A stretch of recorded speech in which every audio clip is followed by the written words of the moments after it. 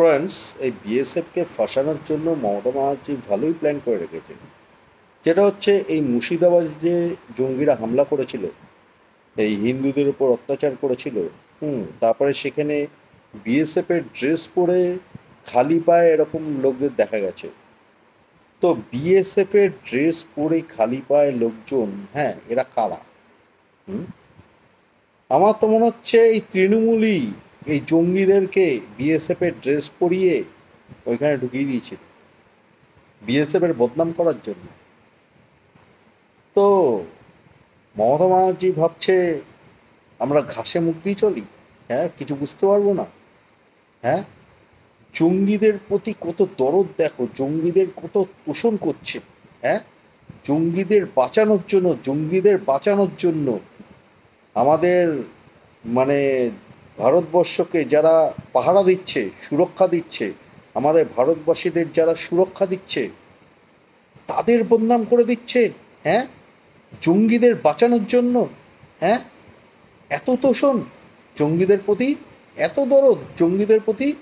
হ্যাঁ, জঙ্গিদের বাঁচানোর জন্য বিএসএফকে বদনাম করে দিচ্ছে। হ্যাঁ, তার জন্য বিএসএফকে মানে বিএসএফের ড্রেসগুলো, মানে বিএসএফের ড্রেসের মতন ড্রেস আর কি, এই জঙ্গিদেরকে দিয়ে পাঠিয়ে দিয়েছিল। হুম জঙ্গিরা বিএসএফের ড্রেস পরে দাঙ্গা করেছে। হুম আর যাতে বিএসএফের নামে বদনামটা দিতে পারে। হ্যাঁ, এটাই কি ধান্দা ছিল, যে জঙ্গিদেরকে বিএসএফের ড্রেস দিয়ে দেবে? হ্যাঁ, যাতে বিএসএফের নামে বদনামটা দিতে পারে।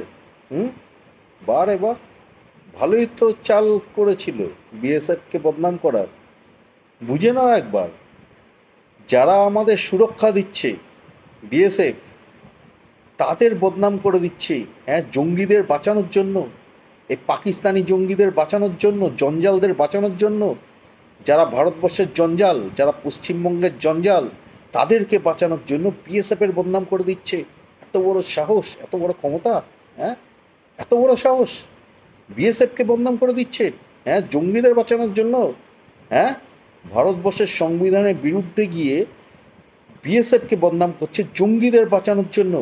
ভাবো, ভারতবর্ষের মধ্যেই অশান্তি করাচ্ছে এই তৃণমূল, জঙ্গিদের দিয়ে হিন্দুদের ওপর অত্যাচার করাচ্ছে তৃণমূল, তারপরে বিএসএফের বদনাম করে দিচ্ছে।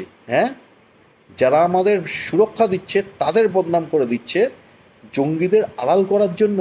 হ্যাঁ, বিএসএফ, ওই মুর্শিদাবাদে বিএসএফ পাহারা দিচ্ছে, হিন্দুদের রক্ষা করছে। হুম এখন বিএসএফকে তাড়ানোর চেষ্টা করছে, সেই কারণে বিএসএফকে বদনাম করে দিচ্ছে। হ্যাঁ, এই কারণে প্ল্যান করে জঙ্গিদের কাছে বিএসএফের ড্রেস দিয়ে দিয়েছিল। হুম যাতে বিএসএফকে বদনাম করতে পারে। তদন্ত হবে, সব বেরোবে, এই গোটা তৃণমূল জেলায় ঢুকবে। এই যে মমতা ব্যানার্জি, অভিষেক ব্যানার্জি, এই যারা এই কাজগুলো করেছে, সব বেরোবে।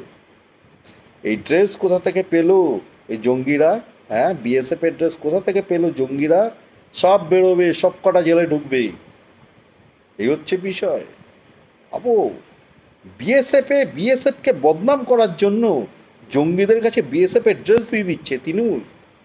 হুম তারপরে জঙ্গিদের দিয়ে হিন্দুদের উপর অত্যাচার করাচ্ছে, হামলা করাচ্ছে, আর বলবে যে বিএসএফ করেছে। হ্যাঁ, বিএসএফ করেছে, বিএসএফের নামে বদনাম দিচ্ছে। হ্যাঁ, কিরম প্ল্যান সাজিয়েছে দেখো বাবু।